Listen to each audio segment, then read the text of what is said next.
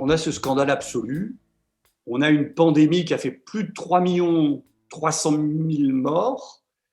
On a des vaccins qui sont efficaces entre 95 et 100% contre les formes graves du Covid-19, c'est-à-dire celles qui nous envoient à l'hôpital en réanimation et qui privent le monde de bouteilles d'oxygène, on voit en Inde.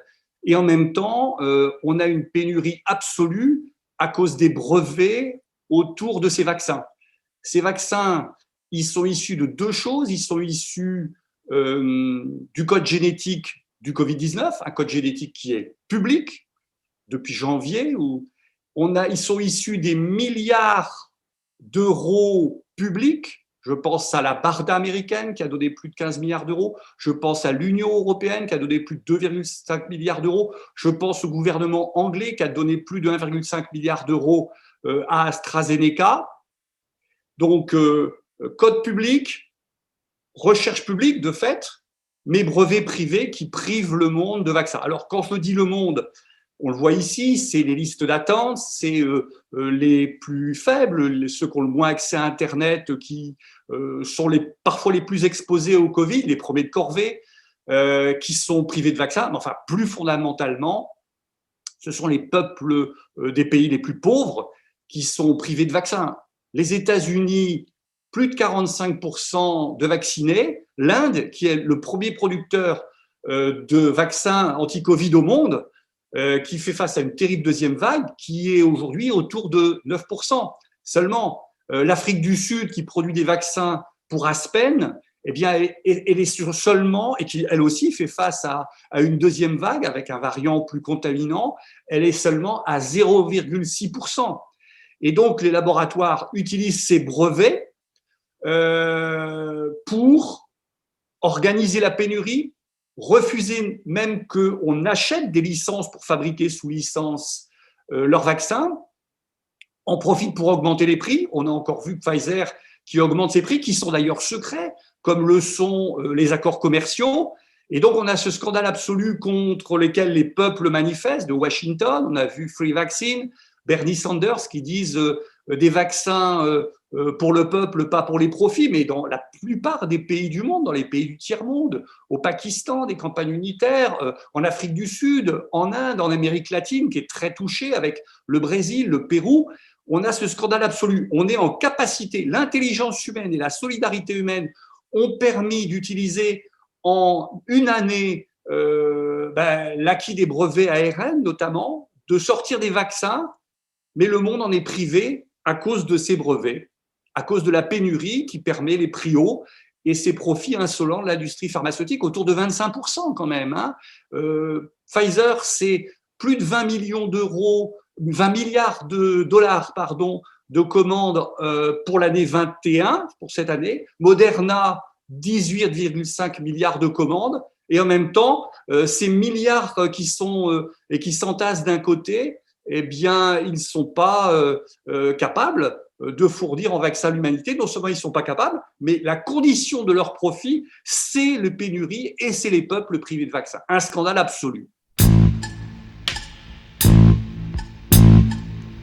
Alors, non seulement c'est possible, mais c'est indispensable. Et de ce point de vue-là, ça a été une très bonne surprise de voir Joe Biden et son administration dire qu'ils allaient dorénavant changer de fusil à l'OMC et accepter enfin cette demande portée par l'Inde, l'Afrique du Sud, une centaine d'États et d'organisations de la société civile, pour abandonner cette défense acharnée des droits de propriété intellectuelle et permettre des licences libres sur les vaccins.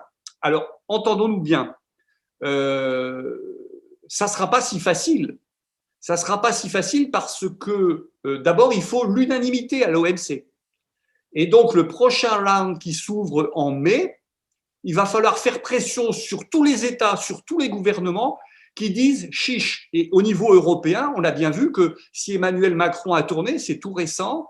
Depuis 6 mois, il s'y opposait. Les députés de la République En Marche, encore il y a quelques jours, au Parlement européen voté contre la levée des brevets, mais des pays comme l'Allemagne ou des pays comme le Danemark vont essayer de défendre, ou l'Angleterre vont défendre leur industrie pharmaceutique et leurs brevets et vont peut-être essayer de repousser.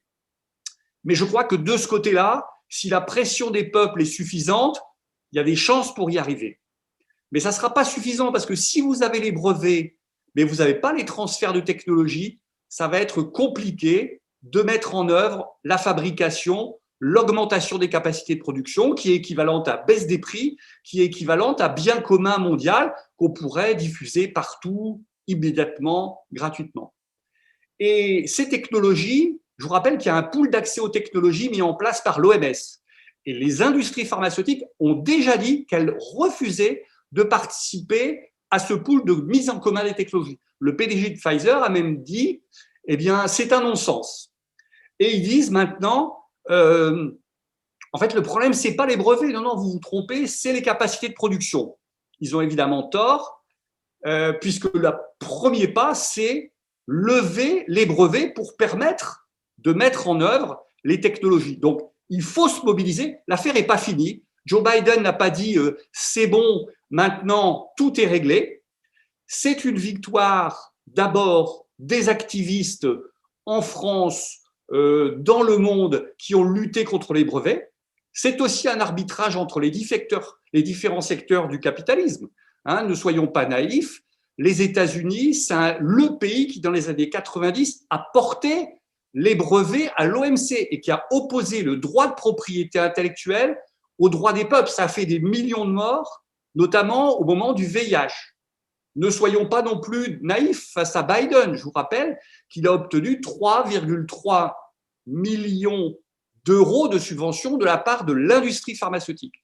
Donc, il y a notre pression, celle d'en bas, elle doit continuer, mais il y a aussi un arbitrage dans les secteurs. Par exemple, la Chambre de commerce internationale a dit que garder les brevets et priver les peuples du tiers-monde de vaccins, c'est pour les pays riches une perte sèche de 4 500 milliards de dollars. Pourquoi ? Parce que des marchés vont rester fermés. On pense au tourisme, on pense au aérien. C'est parce qu'évidemment, il peut y avoir une nouvelle vague avec de nouveaux variants. Et l'histoire de l'Inde avec une deuxième pandémie, c'est exactement ça.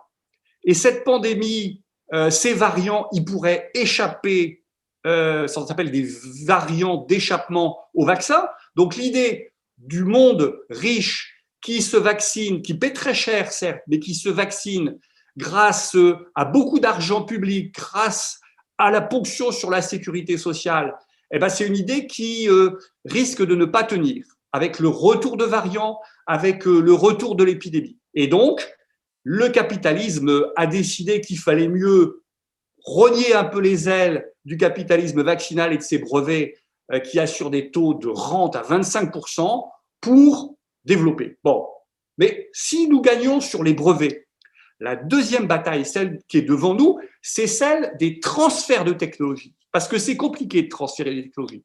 C'est pas impossible, mais c'est compliqué. C'est celle des capacités de production. C'est pas impossible et c'est compliqué. Je vais prendre 3 exemples pour montrer que c'est possible. La première, c'est Teva. Teva, c'est le premier génériqueur au monde.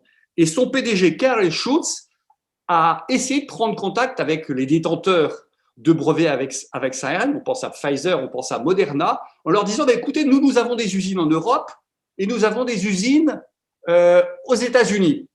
Nous vous achetons vos brevets et nous produisons. Eh bien, Pfizer et Moderna, même s'ils ne les citaient pas, ont refusé. Tout simplement parce qu'ils ne voulaient pas voir les augmentations de capacité de production avec des sociétés qui auraient pu baisser les marges, puisque s'il y avait plus de vaccins, qui auraient pu aussi, et c'est très important à comprendre, acquérir les technologies de vaccins ARN qui sont efficaces aujourd'hui pour les profits, qui seront efficaces demain peut-être face à des variants, mais qui après-demain seront peut-être efficaces sur des secteurs très rentables du capitalisme vaccinal. Je parle par exemple aux vaccins renouvelés chaque année contre la grippe, et même après-demain, des technologies qui pourraient être efficaces comme dans un des secteurs les plus rentables, à savoir des vaccins ciblés, individualisés face au cancer. Et donc, ça montre qu'il y a des capacités de production qui peuvent être mises en œuvre. Et donc, c'est pour ça que l'appel que je représente, appel, pétition contre les brevets et pour la réquisition, nous dit qu'il y a des capacités de production qui ne sont pas utilisées. Et puis, on peut fabriquer des capacités de production. Aujourd'hui, tout le monde considère qu'il est naturel. Il y a des vaccins Moderna, ils sont produits par Moderna et c'est normal. Et ils nous disent, on ne peut pas produire plus. Le problème, c'est que il y a quelques mois, Moderna était une petite société de biotechnologie qui n'avait aucune capacité de production industrielle de vaccins ARN. Son usine de Norwood dans le Massachusetts était à peine capable de fournir les vaccins pour ses essais cliniques. Bon, et le gouvernement américain, dans le cadre de la BARDA, lui a donné 483 millions de dollars pour fabriquer une usine. Lui, il a préféré les utiliser, ces millions de dollars, pour passer commande à un groupe suisse qui s'appelle Lonza. Ce groupe suisse, lui aussi, n'avait jamais fabriqué de vaccin ARN. Il a utilisé une partie de cet argent pour mettre à niveau 2 usines, à Viège en Suisse et à Portsmouth dans le New Hampshire. Portsmouth dans le New Hampshire, en 2 mois, a été capable de commencer une production commerciale de vaccins ARN. Et puis, Viège en Suisse, aujourd'hui, produit avec ses 3 lignes de production 6 millions de doses par semaine, 300 millions de doses en principe en 2021. Ça montre bien que si les détenteurs de brevets possèdent la volonté, en fait, ils ne la posséderont jamais, c'est nous qui leur imposerons de transfert de technologie, eh bien, on peut augmenter les capacités de production. Et puis, dernier exemple, le scandale absolu, Sanofi. Sanofi produit des dividendes, 3,8 milliards. Sanofi produit des chômeurs, encore 5 000 déjà, et encore 400 chercheurs qui vont être licenciés. Mais Sanofi ne produit pas de vaccin parce qu'elle n'a pas de brevet. Mais les syndicalistes de Sanofi, que ce soit CGT ou Sud, nous disent « Écoutez, Sanofi, elle a au moins 2 usines où il y a des enceintes de production au froid, donc qui pourraient être facilement reconverties s'il y avait la fin des brevets et la volonté de transfert de technologie en producteurs de vaccins ARN. » Donc, augmenter la production, c'est tout à fait possible. Il faut battre les brevets à l'OMC, il faut forcer au transfert de technologie. C'est la seule possibilité aujourd'hui pour augmenter les capacités de production, vacciner rapidement l'ensemble de la population mondiale à travers une campagne publique de vaccination gratuite, immédiate, efficace. Que la gratuité, la rapidité, ce sont des moyens d'éviter les variants d'échappement. Si on laisse une énorme partie de la population mondiale sans vaccin, eh bien, on aura à un moment donné des variants qui seront encore plus agressifs et diffusants, et peut-être même des variants d'échappement au vaccin. Donc, nous sommes dans le même bateau.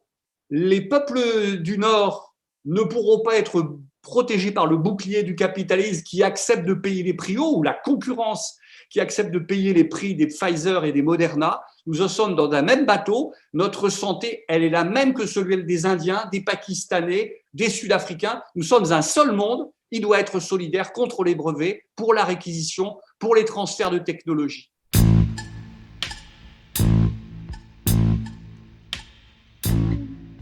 Alors, en fait, c'est une stratégie vaccinale qui s'inscrit entièrement dans la pénurie imposée par les brevets.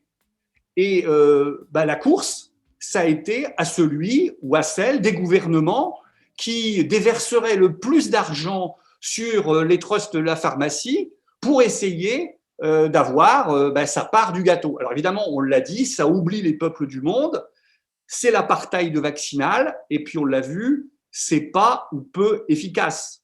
Alors, à notre niveau, cette stratégie, elle coûte très cher aux finances publiques, elle coûte très cher à notre sécurité sociale, c'est-à-dire aux cotisations, c'est-à-dire une partie de notre salaire qui est mis dans cette gigantesque caisse de solidarité qui n'est pas une banque, mais qui est du salaire mis en commun, et ça a toute une série de conséquences.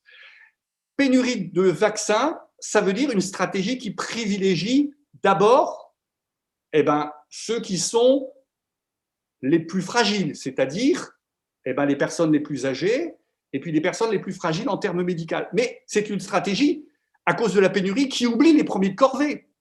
On l'a vu qu'elle a oublié pendant des mois et des mois, par exemple, les patients obèses, plus jeunes. Et on a eu la Ligue de l'obésité qui s'est bagarrée pour avoir droit à la vaccination. Et on a vu les enseignants qui se sont bagarrés pour avoir droit à la vaccination. Donc, la pénurie, ce sont des choix imposés. Et ces choix imposés, ce sont évidemment de mauvais choix parce que la seule solution face au Covid, c'est deux choses. C'est combiner une circulation basse du virus dans la population. On ne peut pas se contenter de 20 000, de 30 000 contaminations par jour, parce que ça, le virus circule. Et puis une vaccination extrêmement lente en France. En France, on a vacciné à la vitesse d'un escargot pour aller vite par rapport à d'autres pays, les États-Unis ou pas. Essayer de sortir du virus, c'est-à-dire reprendre du pouvoir sur nos vies, essayer de revivre, essayer d'une sortie qui ne soit pas celle des jours anciens, mais d'un lendemain où les peuples seraient solidaires, où ils pourraient reprendre une vie plus égalitaire. Il faut combiner une santé communautaire qui construit avec la population des gestes barrières et un traçage. Le vaccin, à lui seul, c'est une technique, mais elle doit être acceptée. Donc, la transparence sur la vaccination, c'est un élément fondamental de l'adhésion des populations à la vaccination. Et la défiance vaccinale qui existe en France, elle s'appuie essentiellement sur des années de mensonges dans la pharmacie. Donc, santé communautaire, parce que c'est elle qui fabrique des gestes barrières, qui fabrique la politique de test, qui fabrique l'envie des populations de se faire vacciner, et une vaccination qui, en France, mais aussi dans le monde, soit la plus rapide, la plus égalitaire, et qui s'adresse en priorité à ceux qui aujourd'hui ont le plus de mal à y avoir accès, à savoir les plus fragiles, ceux qui ont le moins accès à Internet. Et malheureusement, quand on voit les taux de vaccination en Seine-Saint-Denis, qui a été aussi le département français le plus touché par la pandémie, ou alors si on va voir du côté de la Guadeloupe, de la Guyane, à côté du Brésil, je vous rappelle, où les taux de vaccination sont encore plus bas, on voit que même ici, l'apartheid vaccinal dont on parle à l'échelle mondiale se reproduit. Les plus fragiles, les plus démunis, les plus isolés, les plus maltraités sont aussi ceux qui ont le moins accès à la vaccination. Donc, pour les plus fragiles ici, pour la santé globale, eh bien, il faut battre les brevets, il faut imposer les transferts de technologie, et donc il faut se donner rendez-vous sûrement dans la rue, au moment du passage du prochain round de l'OMC pour imposer vraiment la levée des brevets. Est-ce que la levée des brevets, ça peut être pays par pays, ça peut être avec des conditions, ça peut être dans 6 mois, et donc ça peut être très long. Ce qu'on veut, c'est une levée immédiate des brevets, avec des licences d'office immédiates, sans condition, et imposer à Big Pharma les transferts de technologie. En fait, on veut aller vers une pharmacie sous contrôle social, réquisitionnée, parce que c'est le seul moyen d'avoir un accès public, immédiat, gratuit à ce bien commun de l'humanité que sont les vaccins contre la Covid-19. Et ça, quel qu'en soit le coût, pour Big Pharma et ses profits.